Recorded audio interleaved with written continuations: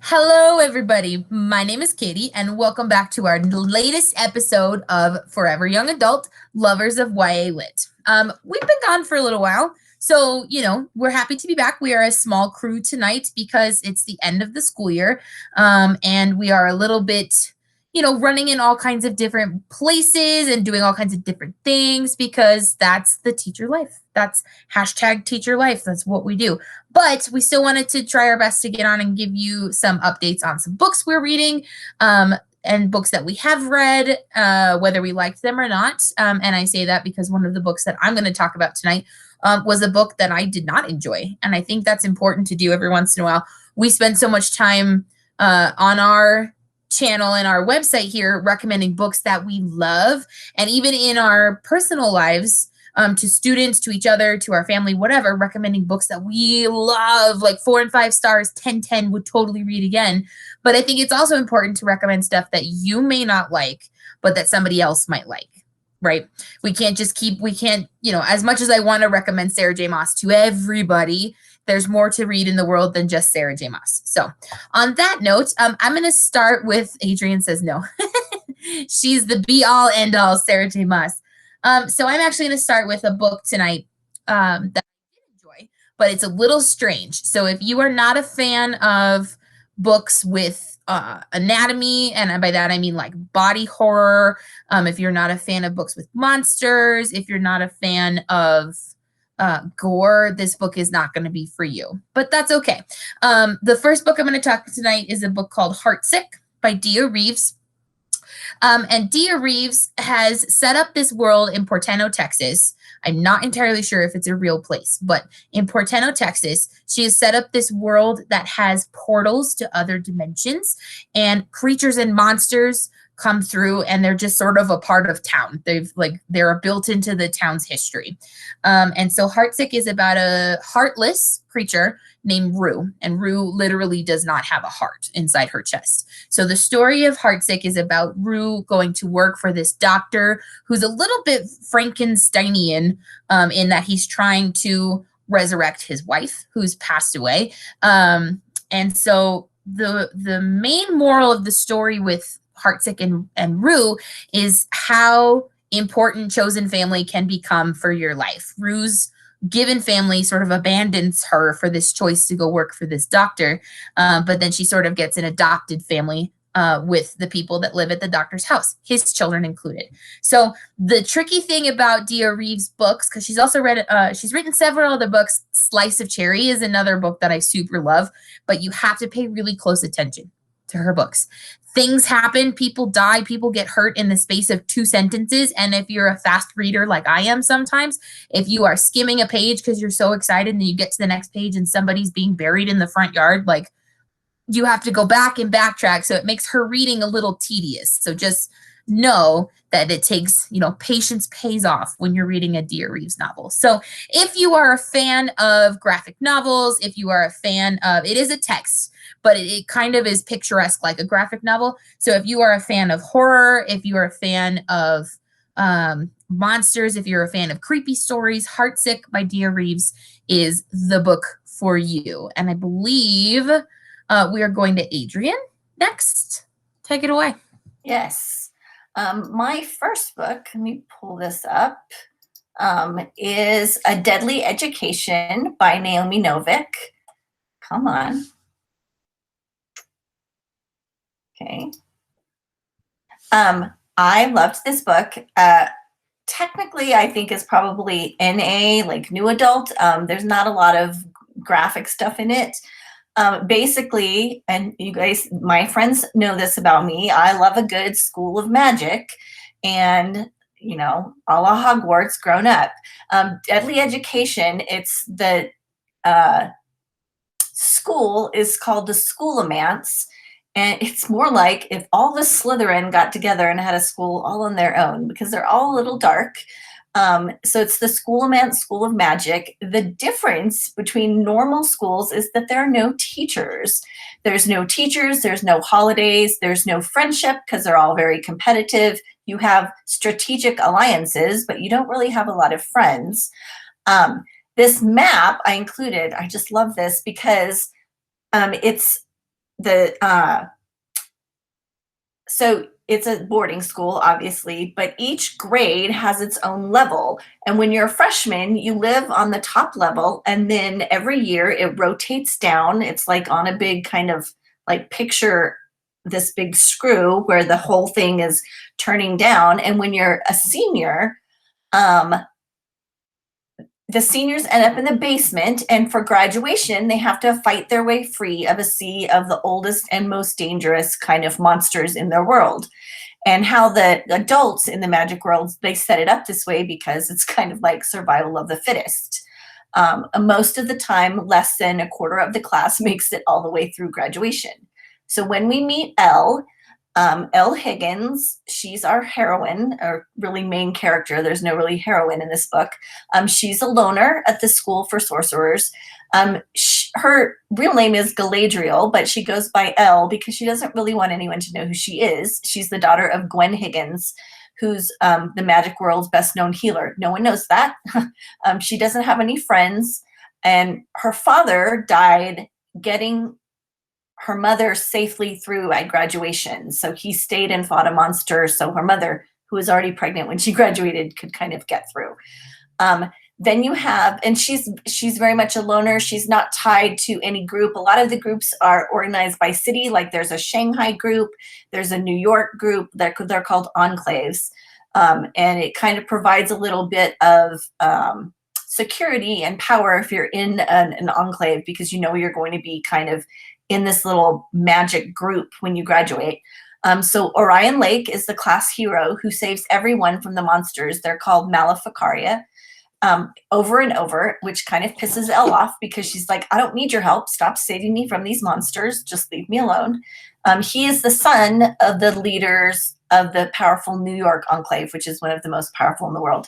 And then some other characters, Wailu and Idea, they're the first two friends Elle finally makes her junior year. She basically has no friends till her junior year. And together they form this strategic alliance because they're all kind of loners. I loved this book. I think there is going to be a sequel. I think it's just a duology. The sequel's not out yet. This book just came out in September of 2020. But it's awesome. I gave it a 4.5 out of 5. I just loved it. And I think now we are on to Steve. Hi, everybody. It's been a minute. I think it's been a good month since we talked about books. And my first book for tonight is, let me go ahead and present. It's a nonfiction read. It is called The Stonewall Riots Coming Out in the Streets. And this book, I'm not really going to talk about plot a lot because it's a book about history. So let's see.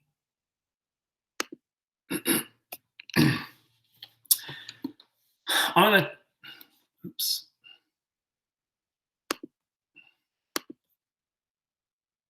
Can you guys see it?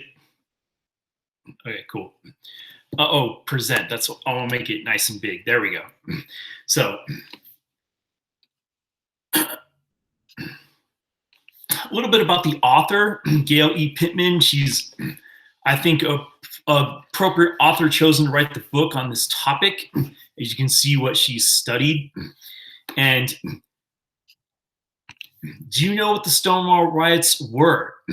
I had vaguely heard of it, but I didn't know very much about this. And what drew me to this book was, like, I'm always interested in history. I think it's one of the most important subjects in someone's education. And I really believe in a comprehensive history that, of course, the school curriculum is important, but it's not enough. You have to learn, you have to branch out and learn about more aspects of history to get a better comprehensive view of history. And I was on a New York City trip with 8th graders in 2016, and we were on our tour, and our tour guide, this great guy, Tom Simonetti, who knows so much about theater and has worked in theater. He was taking us through Greenwich Village in one day, and we stopped at the Stonewall Inn, and he's just like, do you guys know what this place is? And none of us knew. And he's like, do you know what the Stonewall Riots are? And I had heard of Stonewall, but I didn't even know that there were there were riots involved and what it was. So he told us a bit about the story. And what was kind of cool, I didn't realize this until I read this book about a month ago. Man, I was there like probably about 3 weeks before this happened, that Barack Obama designated Stonewall as a national monument. I think that's pretty cool. So I'm just going to talk about some facets of the book that I really enjoyed. Basically, it's an overview of gay history starting from like the late 1800s all the way up to 1969, when riots took place at the Stonewall Inn, which is in Greenwich Village. And this character is our tour guide told us about her, Marsha P. Johnson. She was, as you can see, I put some facts there on the slide. But there's a couple of different refuting anecdotal stories, and a lot of the history here, some of it is hearsay, some of it is documented through just artifacts, some of it is from people who knew people. And one version is that she was out celebrating her birthday party, and the police came to raid the place, and she threw the first brick, and then that led to the days of the following riots. Because you see, what you learn about this book is that homosexuality has been pushed to the margins of society. So throughout history, there have been police forces would go and raid basically bars and speakeasies and things like that, where the homosexual community like had to create their own spaces to meet and socialize and feel open with themselves and stuff like that. Another fascinating thing about this book was the Thanksgiving Parade 1966 Rockettes here. The connection to Stonewall is drag queens used humor to deflect and confuse police during the riots. So kind of like their form of a nonviolent protest, right? There were things like in the 50s and 60s with sit-ins like that took place to fight racial segregation. Well, for gay rights, drag queens would come out in the streets and mimic the Rockettes' signature dancing and sing songs just to defer the policemen who were coming in to try to raid their inns and stuff like that. And there's a quote from a song they would sing, and I just thought that was very interesting. It made me think of, when I went to New York on that trip, we also saw the Rockettes perform, and just it's interesting to see how these things are all connected. The book gives you an overview of how the gay liberation movement started, that led up to the Stonewall riots. And I mean, basically, that's the reason there's Pride Month in June. It's an important piece of social activism and civil rights from the 60s that shouldn't be forgotten, that, like I said, to get a more comprehensive view of history. On this slide, there's a picture here on your right that says, "We homosexuals plead with our people to please help maintain peaceful and quiet conduct on the streets of the village." Mattachine. Mattachine was the name of one of the first organized gay rights activist groups that would protest, send out flyers, fight for and stand up for equal rights. There's just some more archival pictures. This is a fast read. It's got a lot of firsthand historical accounts. The way the book is organized, the chapters kind of go by, here's a story or here's an artifact. They show you pictures. Here's one person and here's what they did. And all those different artifacts and people's stories add up to you understanding a brief overview of the activism movement of the LGBTQ plus community and what led up to the Stonewall riots. I think this is an important book, as most people probably don't know a lot about this aspect. This is an important part of the civil rights movement as well. And it's an easy read, perfect for young readers, especially if you're interested in this topic. It's a good, what I would consider a launch pad of a book to get you perhaps interested in other figures and aspects of this movement. Okay, thank you. I'm going to pass it back to Katie for her next book. Love that. Stonewall Rights. Be gay, do crimes. That's how we roll. So my next book is I'm gonna talk about a book I did not enjoy. And you know us, if you've been here a while, if you're not, welcome. We are fairy tale nerds. We love a good fairy tale and we love a good fairy tale retelling. So I jumped into this book called Blanca and Roja by Anna Marie McLemore, knowing I was getting a fairy tale retelling. And so it's a retelling, sort of the Swan Princess meets like Latinx culture, brujeria, and I did not enjoy this book. I stopped at about 46%. And I am trying to be better, like my friend Heather says, to stop reading a book if I don't enjoy it, because there are many, many other books to read. So Blanca and Roja is about two sisters, Blanca and Roja, who are part of the Del Cisne family, and that family is cursed. Many, many, many, many, many, many years ago, before the book starts, a mom who was pregnant with twins pissed off some gods, I think, or swan creatures, so that the swan cursed their family. Yeah, Adrian's right. It's also the Swan Princess and Red Rose and Snow White. I think they mushed the two together to make a fairy tale. So the family was cursed. One daughter of the family will always be taken by the swans. So the family, they always have twin daughters, and one always gets taken by the swans. That's just the way the Del Cisne family works. So Blanca and Roja spend their childhood acting and doing things like each other to confuse the swans, so then they won't know. The hope is that they won't know which daughter that they're going to come take. So the friends, I really wanted to enjoy this book. The language is really flowery, really full of similes and metaphors and imagery, and I just couldn't get past it. It was super distracting. It was too tedious to read through. And when you have a book that's tedious to read through, that's not fun. So if you, dear viewer, have ever come across a book that somebody says, especially, oh man, you love fairy tale retellings, you should totally read this book, and you don't like it, don't be afraid to say no. And don't be afraid to put it down and just say, you know what, friend, that's not my jam. I did not enjoy that book. Because again, like my friend Heather says, there are plenty of other books to read. So the other thing I really didn't enjoy about Blanca and Roja is the perspective change. The narrator of pretty much each chapter changed, and the chapters could be from 5 or 6 pages to another 10 to 15 pages per chapter. And then the perspective totally changes because they introduced 2 new characters, Paige, and their boy has another name. I can't remember. But the switch in perspective, I usually like that. This one was too quick and too jarring, and it confused me more than it did anything for telling the story. So I didn't finish it. I think I gave it a 2 out of 5 or a 2.5 out of 5 on Goodreads. But maybe it's your jam. It's kind of cool to see a Latina culture, Latinx culture in a book and a fairy tale retelling. Because there's a lot of mention of magic. Everybody thinks that the Del Cisne family and the Del Cisne girls are brujas, and they stay home to fly around on their broomsticks or whatever. So it's cool to see that, but it didn't do it for me. I did not finish. So if you finish it and you want to tell us about it, you send us a message, leave us a comment below if you're watching this on YouTube. Yeah, Blanca and Roja, did not enjoy. Adrian, you're up.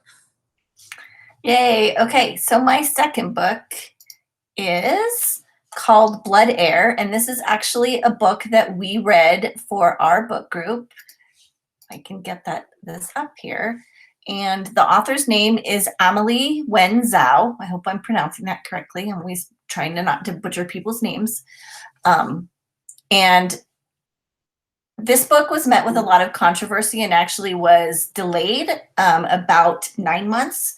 And then she finally kind of rewrote a little bit of it and got it out. We really liked it as a group, I think. I really liked it. That was published, and it was originally supposed to come out in January of 2019, but it wasn't published until November. The setting is the Cerulean Empire. The main character is Anna, who, when the book opens, she's in prison waiting to be sold off into a work contract. She's posing as a commoner. We find out that she is really the believed to be dead Princess Anastasia. She's run away after being accused of murdering her father, and she's seeking revenge on the real murderer so that she can return home. While she's in prison, the very beginning of the book, she meets this kind of rakish, cunning criminal named Ransom Quicktongue. He is a criminal in the Cerulean underworld. He's in prison with her. She convinces him to help her break out. He agrees to help, but he has scores of his own to settle and his own agenda. We also meet May, who's a young girl traveling with Anna, and she has an earth affinity.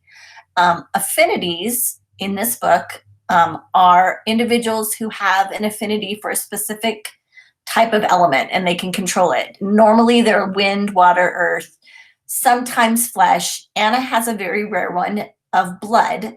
The people of Cerulia fear the affinities, but they've also found a way to subjugate them by killing them and making them their slaves. They steal their papers, and then they force them into like employment contracts. So there's this whole kind of like human trafficking sideline story going on. So they can never escape, but they just keep earning more debt. Again, Anna's is a blood affiliate. It's very rare. May's is earth, so they kind of help each other. I don't want to give too much away of the story because it's fabulous and I want everybody to read it. I did give it a 4 out of 5. It's either going to be a trilogy or a duology. I know the second one's coming out pretty soon. But I really enjoyed it, so I recommend it. I am going to pass it back to Steve. Okay, I'm going to talk about my second book. And so far for 2021, I've been true to my model by reading a fiction or nonfiction book and then a graphic novel. So The Great Gatsby. A lot of us have read this as the novel. This is a F. Scott Fitzgerald famous book of the Roaring '20s. It's adapted by Fred Fordham and illustrated by Aya Morton. And this is great. I really liked it. Sometimes a little wary of of course, I love comics and graphic novels, but sometimes a little weary of an adaptation of a classic literature into the graphic novel form, because I feel like a lot is lost or something like that. This is a pretty faithful adaptation. It maintains lots of real iconic, powerful passages and quotes that are just straight up verbatim lifted from The Great Gatsby. So it tries to it does a very good job of retaining like all the dialogue, seems like, and lots of the internal narration that you get from Nick. So it's great in terms of style. It just kind of, the art of this book, the paneling it's done, it kind of sucks you into that lush, extravagant time of the 20s, which is Art Deco. And I love the way this is done. It's got nice defined lines, so the characters have real expressive faces, and it's like sort of, I think it's like, looks like pastel. It looks kind of like watercolor, but the color palette is very pastel-y. So it's fitting to that lush, colorful, pastel feel that is very, everybody, what is on the surface in the story. So if you know the story, all the stuff that's on the surface with appearance and luxury and money, but we find out, a very brief premise of the book is Nick Carraway, his neighbor is Jay Gatsby, and he's mysterious and nobody's ever met him, and he throws these huge parties. But since Nick has moved into a new house and is Gatsby's neighbor, Gatsby invites him to a party.